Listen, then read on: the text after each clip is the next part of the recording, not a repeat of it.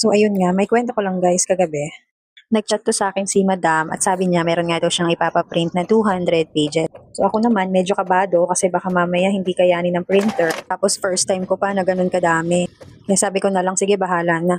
Uy, ang lakas talaga ng loob. Alam niyo ba guys, sobrang stress ako kasi namang problema ako sa pambayad na naman sa kuryente. Kaya sobrang bait talaga ni Lord, ni Saint Clair kasi pinakinggan niya yung prayers ko. Tapos tingnan mo, ayan, meron na akong pambayad. Sobrang antok na nga kagabi pero wala, ganun talaga, tiyagaan lang. Tapos si Jovan, di na niya kinaya. So ayun, tulog. Na-miss ko tuloy magpuyat. I-share ko lang naman sa inyo. 10 years din akong nag-call center BPO girl kaya medyo sanay-sanay din tayo mapuyat. Tsaka alam nyo ba, dati pa talaga kahit nagko-call center na ako, marami na akong tinda talaga. Kakalabitin lang ako ng mga ka-work ko. Ate Melay, pabili naman.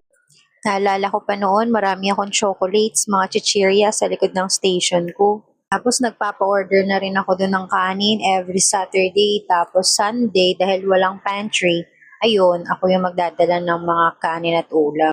Yung mga guards sa amin, mababait yun. Tapos yung mga managers ko, mga OM namin, super babait. Hi, nakakamiss talaga. So yun lang, bye!